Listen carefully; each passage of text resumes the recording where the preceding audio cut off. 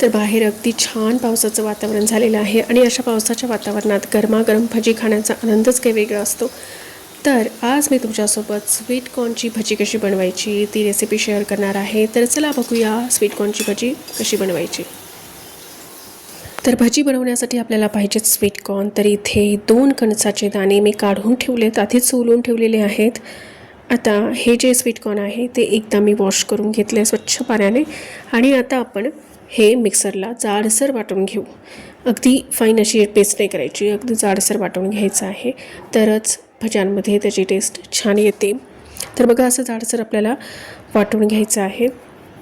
तर एका मोठ्या भांड्यामध्ये मी याला काढून घेतलं आहे आणि मिक्सरला भरपूर लागलेलं आहे हे मिश्रण, तर तेही सुद्धा काढून घेते आहे, अजिबात वाया जायला नको। आणि आता आपण पुढची तयारी करू। तर यामध्ये आपल्याला घालायचं आहे बेसन। तर एवढ्या कॉर्नसाठी यामध्ये मी 2 ते 3 चमचे बेसन घालते आहे। तर बऱ्याचदा ना बेसन थोडं जास्तही लागू शकतं। तर भिजवल्यानंतर जर आपल्याला वाटलं की थोडंसं जास्ती पातळ होतं आहे मिश्रण, तर आपण यामध्ये अजून बेसन ॲड करू शकतो। त्यानंतर 1 चमचा मी यात कॉर्नफ्लॉवर घातलं आहे। आता यामध्ये बारीक चिरलेला कांदा आणि बारीक चिरलेली मिरची मी घालते आहे। तर मिरची मी इथे चिरून घालते आहे कारण मला तशी आवडते, पण जर तुम्हाला मिरची चिरून घालायची नसेल तर तुम्ही मिक्सरला जाडसर वाटून किंवा खलबत्त्यात कुटून सुद्धा घालू शकता। त्यानंतर यामध्ये चवीनुसार मीठ घालून घेऊ। आता अर्धा चमचा यामध्ये मी तिखट घालून घेते आहे। तिखटाचं प्रमाण हे तुम्ही तुमच्या आवडीनुसार कमी जास्ती करून घेऊ शकता। अगदी पाव चमचा यामध्ये हळद घालते आहे।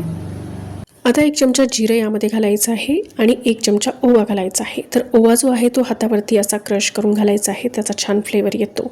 त्यानंतर अर्धा चमचा मी इथे धनेपूड घालते आहे। धनेपुड्याऐवजी तुम्ही अख्खे धनेसुद्धा थोडीशी खलबत्त्यात कुटून जाडसर कुटून घ्यायची आणि घालायची, ते सुद्धा खूप छान लागतात। त्यानंतर अर्धा चमचा मी इथे आमचूर पावडर घातलं आहे। जर आमचूर पावडर नसेल तर तुम्ही चाट मसालासुद्धा घालू शकता आणि भरपूर अशी कोथिंबीर यामध्ये घालून घ्यायची आहे। आता हे सगळं जे आहे ते आपल्याला व्यवस्थित मिक्स करून घ्यायचं आहे। पाणी अजिबात घालण्याची गरज नाही आहे। तर स्वीट कॉर्नचं जे पाणी आहे ना त्यामध्येच हे भिजवलं जातं। तर चांगलं असं व्यवस्थित मिक्स करून घ्यायचं आहे, म्हणजे सगळे मसाले आणि सगळं काही अगदी एकजीव झालं पाहिजे। पहिला तेल गरम करण्यासाठी ठेवलं आहे, तर तेल ना मध्यम गरम असतानाच आपल्याला यामध्ये भजी घालायची आहे। खूप जास्ती गरम झाले तर लगेच भजी जी आहे ती करपून जातात आणि कमी गरम असतील तर तेलकट होतात। तर थोडंसं मी यामध्ये घालून पाहिलं आहे, तर थोडेसे असे बबल्स यायला लागले म्हणजे समजायचं की मध्यम गरम आहे। त्यानंतर यामध्ये आपण सर्व भजी आता सोडून देऊ। तर छोट्या मोठ्या जशा तुम्हाला आवडतात तशा आकाराची भजी यामध्ये सोडा।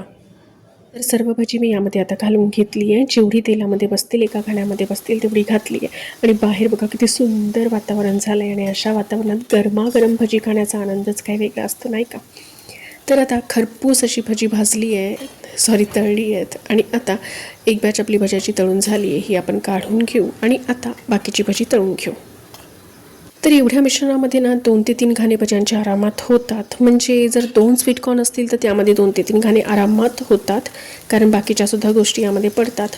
तर याच सेम मिश्रणामध्ये म्हणजे सर्व मसाले वगैरे बेसन मसाले सेम राहतील, फक्त कॉर्नऐवजी तुम्ही पालक घालू शकता किंवा मग फ्लावर घालू शकता किंवा बटाटे घालू शकता। म्हणजे अशा वेगवेगळ्या प्रकारची भजी तुम्ही करू शकता। तर नक्की ट्राय करून बघा।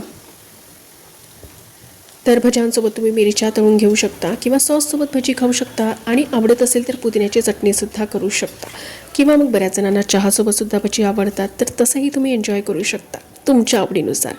आणि आता सर्व भजी आपली तळून झालीत, तर सर्व करून घेऊ। तर भज्यांचा आवाज ऐका, किती कुरकुरीत झाली आहेत, अगदी गरमागरम कुरकुरीत चटपटीत भजी आपली तयार आहेत आणि बनवायला अगदी सोपी आहेत। तर यासोबत ना मी पुदिन्याची चटणी केली होती आणि सॉससुद्धा घेतला आहे।